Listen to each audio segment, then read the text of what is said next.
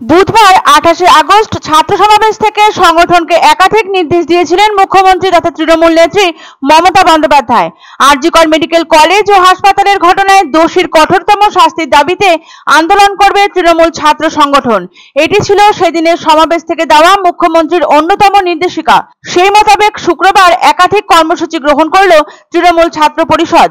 তৃণমূল ছাত্র পরিষদের সভাপতি ত্রিনাঙ্কুর ভট্টাচার্য বৃহস্পতিবার রাতেই জানিয়ে দিয়েছিলেন, যে সমস্ত কলেজ ও বিশ্ববিদ্যালয়ে আজ পরীক্ষা আছে সেখানে দলনেত্রীর নির্দেশ অনুসারে 2রা বা 3রা সেপ্টেম্বর পালন করা হবে এই কর্মসূচি।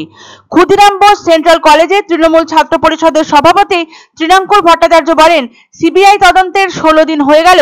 ঘটনা ঘটার ঠিক পরপরই কলকাতা পুলিশ, পশ্চিমবঙ্গ পুলিশ যে প্রধান অপরাধী তাকে ধরেছিল, ঠিক মতোই অগ্রসর হচ্ছিল কলকাতা পুলিশ, কিন্তু তারপর তদন্তে নামে সিবিআই। এটাকেও স্বাগত জানানো হয়।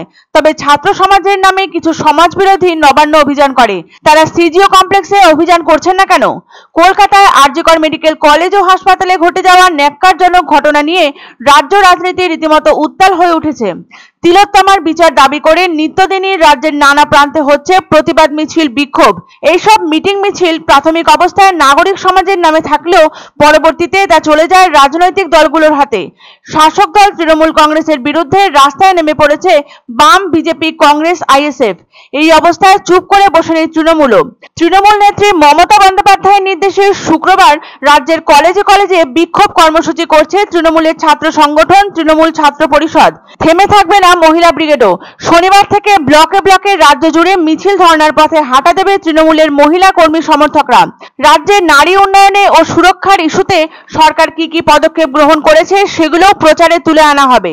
মুখ্যমন্ত্রীর নির্দেশ, শনিবার সব ব্লকে ব্লকে মিছিল, ধর্না হবে।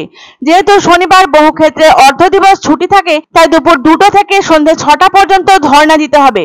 রবিবার আইনমন্ত্রী চন্দ্রিমা ভট্টাচার্যের নেতৃত্বে রাজ্য জুড়ে তৃণমূলের ছাত্র সংগঠনের মহিলা সদস্যরা ব্লকে ব্লকে আরজিকরের ঘটনায় চূড়ান্ত শাস্তির দাবি ও নারীদের সুরক্ষা দিতে আইন বদলের দাবিতে ধর্না ও মিছিল করবেন।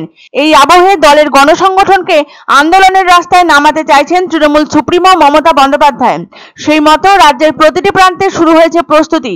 মুখ্যমন্ত্রী তথা তৃণমূল নেত্রী মমতা বন্দ্যোপাধ্যায় বুধবারই ছাত্র সমাবেশ থেকে একাধিক নির্দেশ দিয়েছিলেন সংগঠনকে। সেই নির্দেশ অনুসরণ করে শুক্রবার গেটের সামনে অবস্থান বিক্ষোভ করে রাজ্যের কলেজ ও বিশ্ববিদ্যালয়ের তৃণমূল ছাত্র সংগঠন। সমগ্র রাজ্যের পাশাপাশি ক্ষুদিরাম বোস সেন্ট্রাল কলেজেও ধর্ণা কর্মসূচি গ্রহণ করে তৃণমূল ছাত্র পরিষদ। তবে যে সমস্ত কলেজ ও বিশ্ববিদ্যালয়ে শুক্রবার পরীক্ষা ছিল সেখানে দলনেত্রীর নির্দেশ অনুসারে 2রা 3রা সেপ্টেম্বর পালন করা হবে এই কর্মসূচি।